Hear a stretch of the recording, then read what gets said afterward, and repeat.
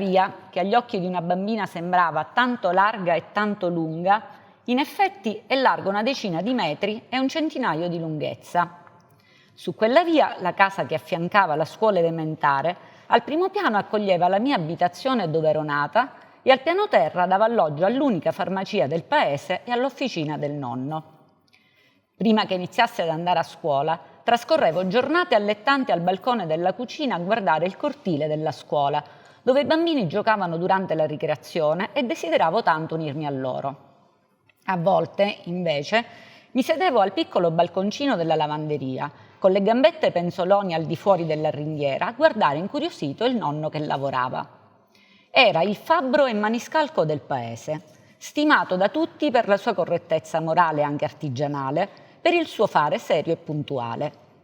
Don Saro, così lo chiamavano tutti con riverente rispetto, era il punto di riferimento per i contadini e gli allevatori della zona o per chi aveva il piacere di abbellire la sua abitazione recintandola in maniera singolare con una ringhiera in ferro battuto. Mi sembra di vedere ancora adesso il nonno, con il suo grembiule di cuoio lungo fino alla caviglia, che pareggiava e ferrava i cavalli con i ferri che aveva creato lui stesso, e ancora oggi mi sembra di sentire i colpi del martello sull'incudine e poi, con un piglio di modernità per la facilitazione del lavoro, i colpi del maglio più forti e potenti, ma certo meno affascinanti. Ancora oggi, con riguardo ossequioso per i ricordi di tempi ormai andati, nonostante l'officina sia stata trasformata in un'accogliente casetta terrana con il suo giardinetto, l'anello di ferro al quale si legavano i cavalli per bloccarli è fissato ancora al muro e non si è neanche arrugginito. Dopo la morte della nonna, il nonno aveva deciso di andare in pensione e per diversi anni ha continuato a vivere da solo in quella casa dove erano solite le regolari riunioni familiari. La sua vita in quegli anni aveva delle cadenze molto regolari.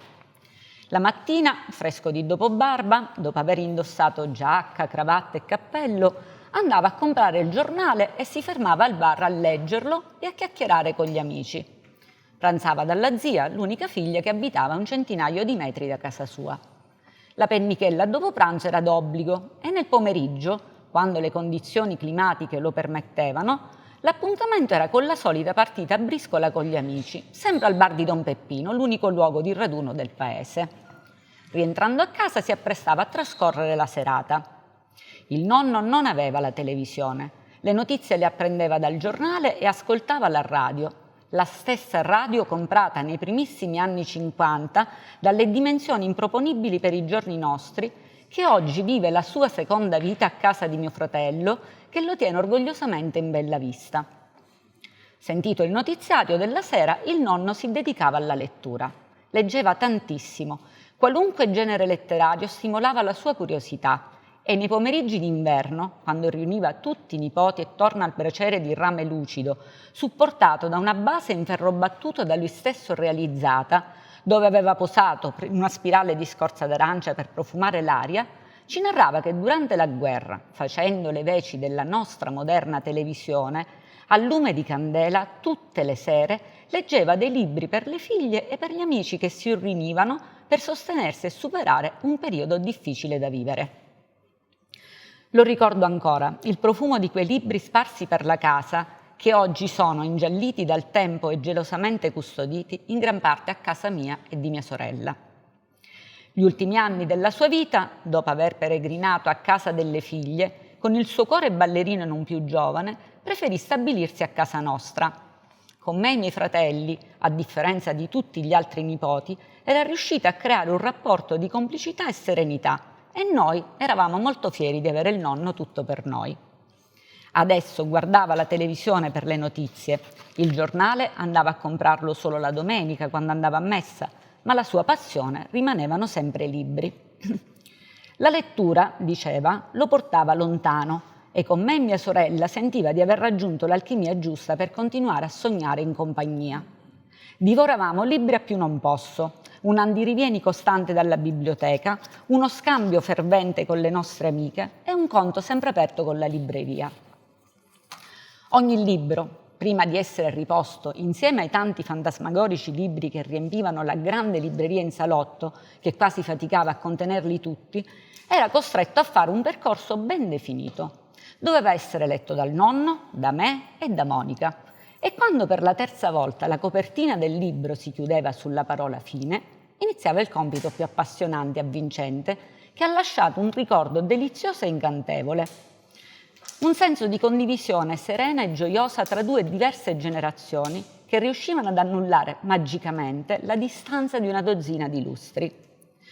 Su 3 sdraio in terrazza in estate o 3 poltrone davanti al camino in inverno si iniziava a disquisire, ognuno con la sua maturità e punto di vista, sul libro e le sensazioni che ne aveva trasmesso ad ognuno di noi.